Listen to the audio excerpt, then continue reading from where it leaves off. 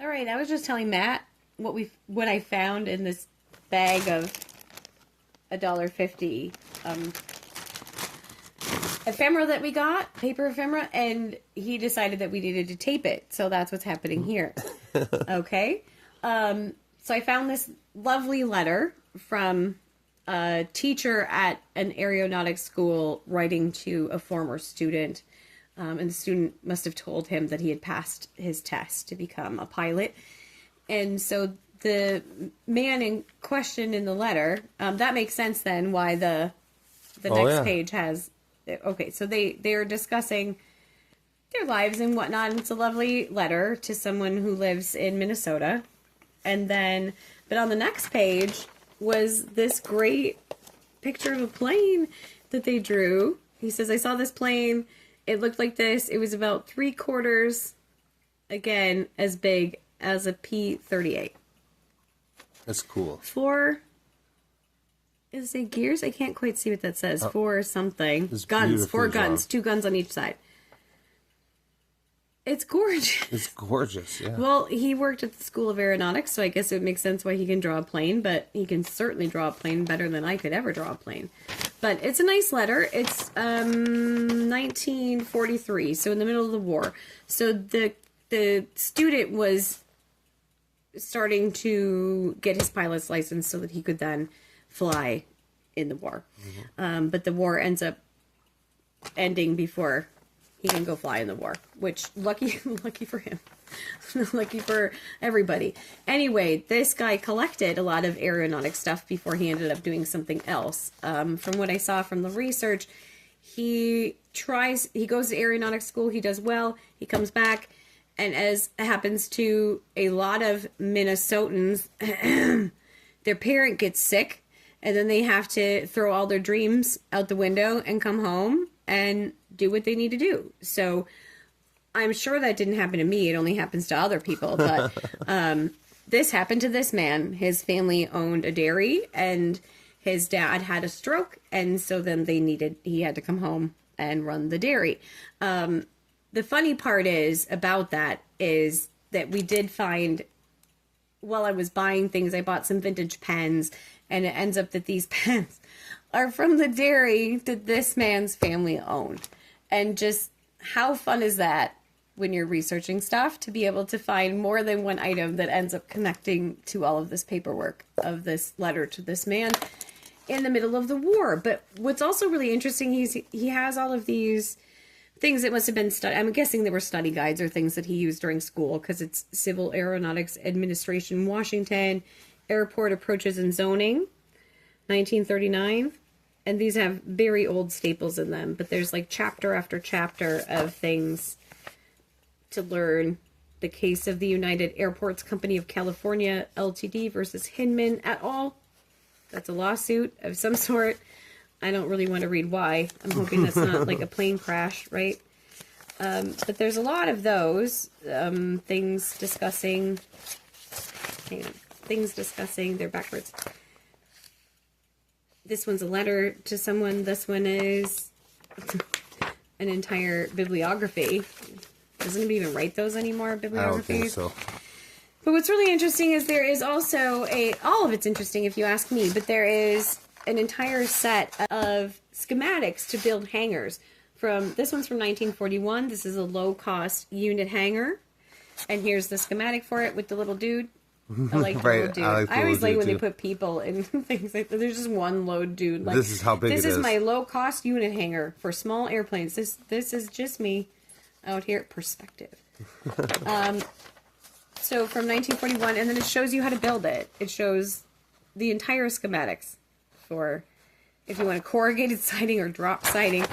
It's very specific, but they're stapled together, so you have all the plans. This one is multiple unit hangar for small airplanes, 1940.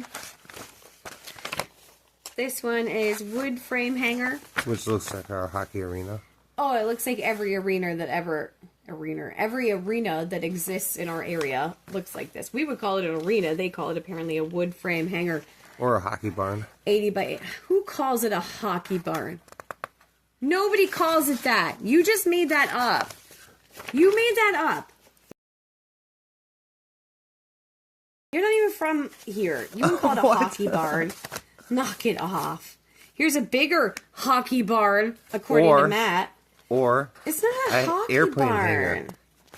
Oh, here's a truss to span the top. Okay, yep. That's pretty so, cool. there's all these really cool schematics in here. From a drafting to point build. of view, that's really cool. Here's classification of airports, what makes them the different airports. More talk about airplanes. More, I don't know. There's a reason I'm not in aeronautics. Okay, aeronautics. This one is the correct method to display the U.S. flag. Made in Minneapolis. Tells you the days you should display the flag. Several of those. Also, if you would like to sing patriotic songs, this is the full lyrics to God Bless America. In case, like me, you forget a lot There's of them. that many verses? Yeah. Well, actually, no. This has got, look at, because here's Yankee Doodle Dandy. Oh, okay. And here's Grand Old Flag. Okay. You're a grand old So flag. there's a lot you're of a songs on there. flying flag. Are these, I think these are probably free. These songs. I hope they're free by I now. don't think you singing them is going to infringe on that. Well, I only sang one line. And this one I think is related. Post-war plans for dealers and planes. December 15th, 1944. So the Second World War is not even over yet. And they're like, this is our plans for our planes. Because this is a company that makes these planes. But, boom, look at that. Pin up. Beautiful. It says, pin up, center spread. I showed that to Matt. I'm like, you ready? There's a pin up. Boom. Nice. And he was like, oh. not what he was looking for, I think. Plant 100% at war. What we're going to do. But yeah, we hired all these dudes. So, also there's some spare parts available in case you needed those. But for a Silver Air, because I'm sure lots of people just had planes hanging out. But anyway, I think the coolest part is, honestly, that these pens tie in with this entire thing, and we bought them in a totally different lot from the same dealer, but interesting that they had a lot of Minnesota ephemera. Mm-hmm. So I'm always a sucker for your own state ephemera. Mm-hmm. And I actually sell a lot of things to people in Minnesota. So it was just really neat. Just a little neat history lesson.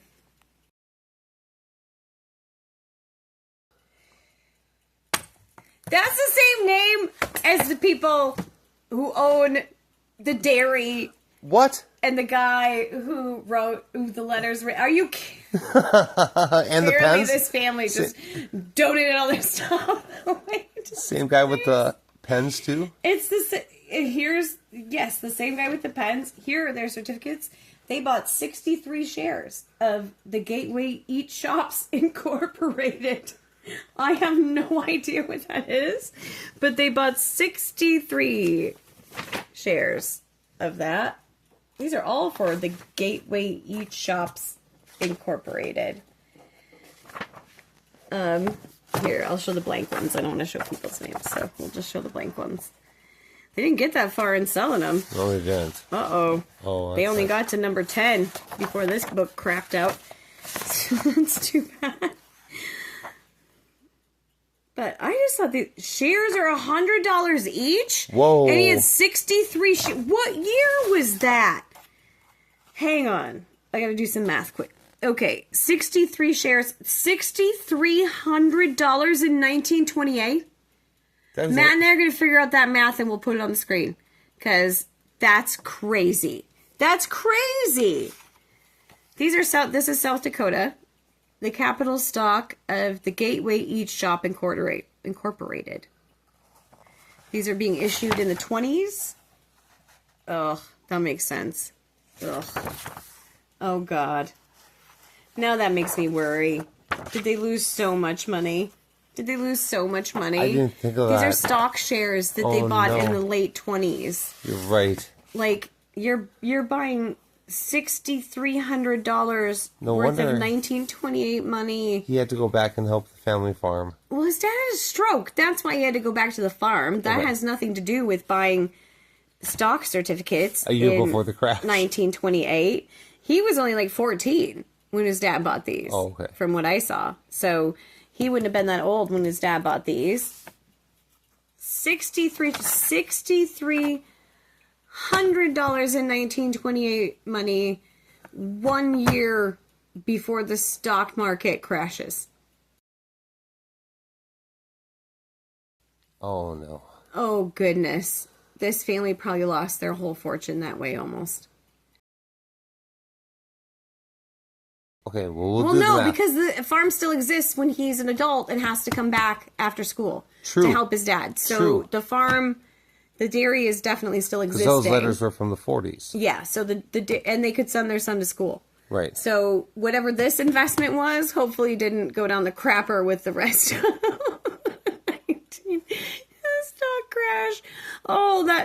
Sometimes when you know date, like that's so important about knowing history is to know, like I'm looking at this book and I'm like, oh no, all these were bought right before the stock market crash. Because it didn't like, click with me when you were seeing the dates, and I'm like, oh no. He bought 6, that's the 25 shares, 15 shares, 8 shares.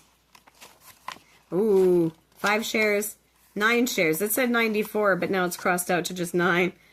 1 share, 35 shares, 22 shares. But this family bought 63 shares, $6,300 in 1928. This family was doing well. They were. In 1928 money. To be able to invest that kind of money. They obviously didn't lose their dairy, which is great news. They obviously made it through the Great Depression on to send their son to school and, they continue on with their dairy and ice cream business. But, oh my goodness, I bet this really hurt them. When you know history, it makes documents a lot different. Like, the documents hit different if you know history correctly. So, thought we'd share that with you, because that's kind of amazing that, again, we have the same family. If we find any more stuff from this family, we'll let you know.